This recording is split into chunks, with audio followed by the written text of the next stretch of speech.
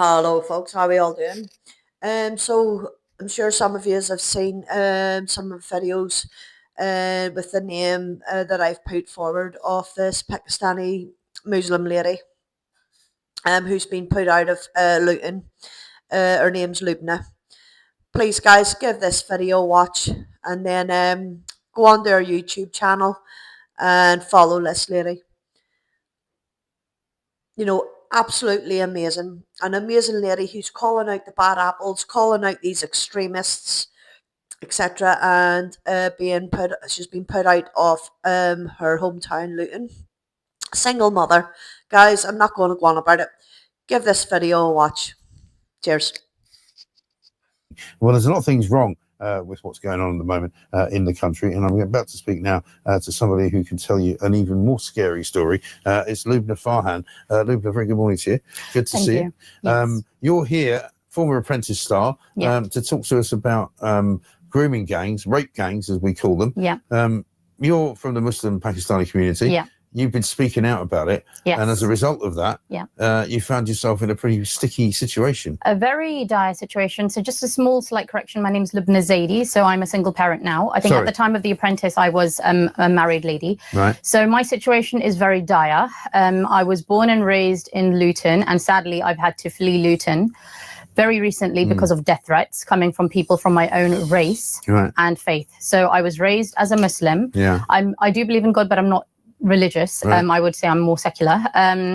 And my parents were born in Pakistan. I was born in England. So what happened is when I came out of The Apprentice in 2019, I started a YouTube channel. It's called Candid with Lubna. And because I felt like as if this country is divided and the situation seems very, very dire. Like people are talking about civil war, this kind of stuff. So eventually I started talking about things which I felt could help build bridges between people from my race and religion and the native white English people. So the way I feel is that people from my background can do more to build bridges. And I started doing that by condemning the bad people from within the community. Well, the condemning thing is important, isn't it? Because we hear this a lot, particularly when there's terrorist attacks or whenever there's an Islamic problem in the country. We always say, and we always hear people say, why doesn't the local community, the Pakistani community, condemn what's going on? Exactly. And so, I agree. So it doesn't happen a lot, does it? It doesn't happen a lot. And I'm like, okay, I'm going to be that spark. And, we always hear about the good apples and the good Muslims, and most Muslims are peaceful. Oh, well, fantastic. Where are they? Because I've been getting death threats. People turned up at my door. I've had to leave my hometown. Obviously, I'm not telling anyone where I am. I'm not openly going out there in the public either, because I literally trust nobody.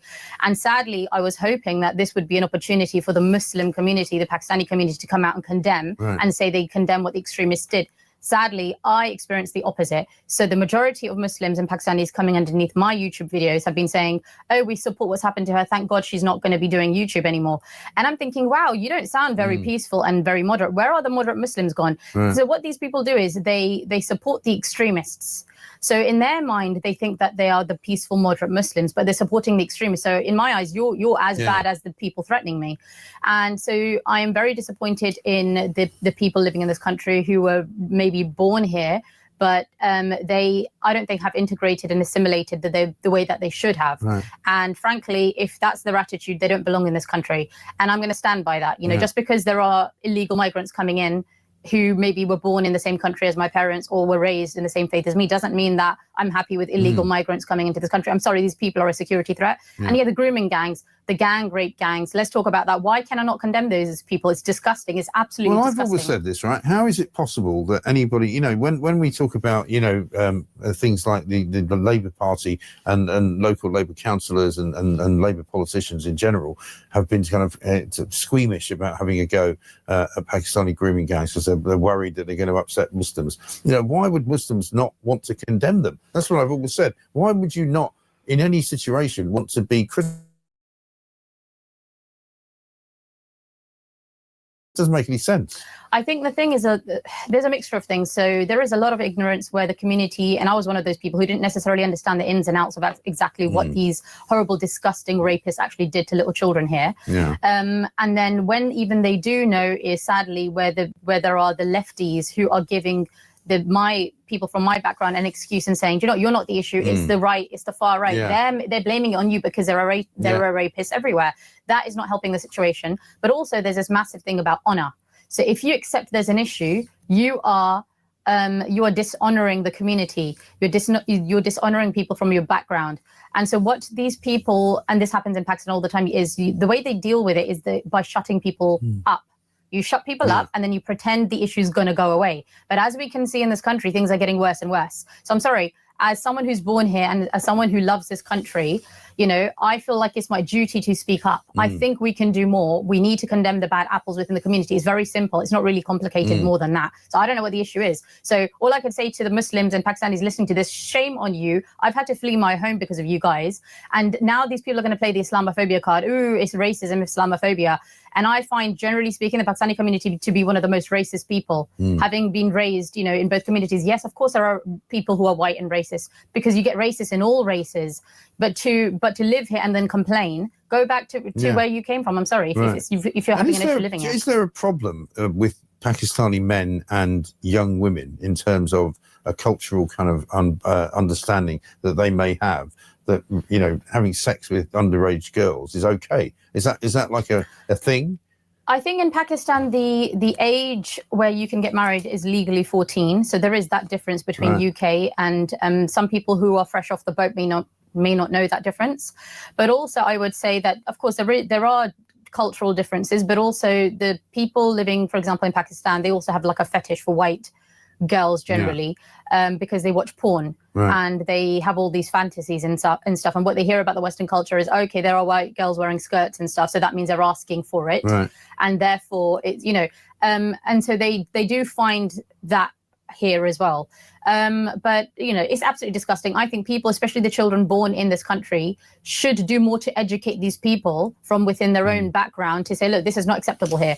Keep playing the Islamophobia card and racism card. It's not going to work anytime longer, I think, because people are talking about civil war now. I mean, what are we waiting for? Are we going to wait for a civil war before we're going to start speaking up? So there are a few good Muslims who have supported me and they get it. And you don't have to agree with everything that I say to support my channel, what I'm doing. My channel's name is Candid with Lubna. However, come on, guys, condemn the bad apples, the grooming gangs, extremists, the people who are asking for Sharia law. I mean, you've got a whole country, Pakistan, it's got 200 million plus people. Build that country. I mean, that country is in need of being built. So I don't know why these people are coming here and then complaining and trying to make as if they're doing us all a favour. I'd rather they weren't here, to be honest. Yeah, exactly. And what do you make of Labour's plan to define Islamophobia, to try and have a definition for it? I think this is ridiculous. I think that the people from my race and religion are very intolerant anyway, and you're giving them more excuses to justify their intolerance by having Islamophobia definitions and things like that. So I don't know what they're trying to get at. I don't like the direction this country is going in. Look, I'm condemning the bad apples. I don't even say anything bad about the religion at all, because I know how crazy and psychos people from my faith are. I just condemn the bad apples. And even that has been so intolerant where I've literally had to leave my town. That's unacceptable.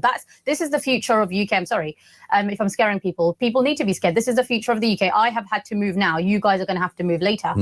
Are you worried that that's going to be a problem then for everyone? It already is. This is kind of, you know, the encroachment of Muslim communities onto the rest of Britain.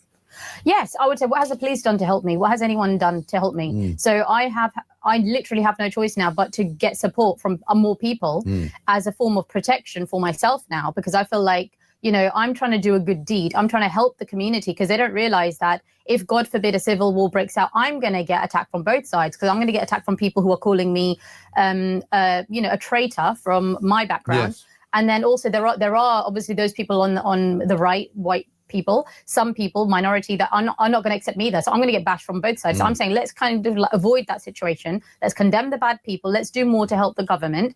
And if you are siding with extremists, like if you're coming underneath my videos and you're saying that, we're so happy she's gone, we're not an extremist, we're a moderate Muslim, but if you're not condemning the people threatening me, I'm sorry, then you're as guilty in my eyes.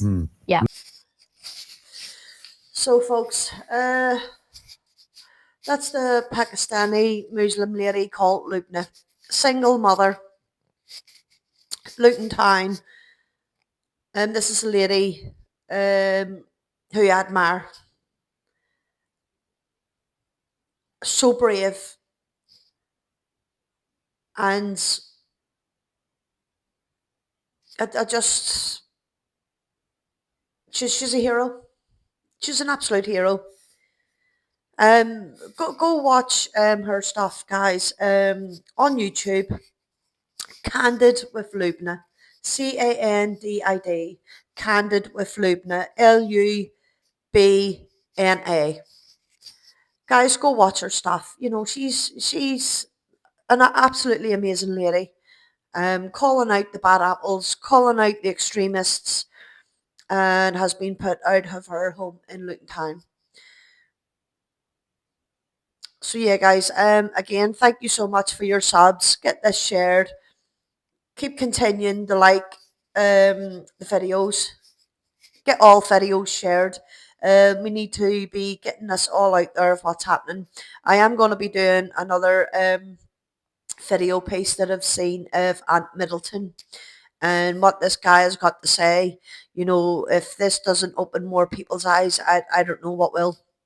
But I'll leave it there, guys. And listen, take care of yourselves. Take care of them, those babies of yours.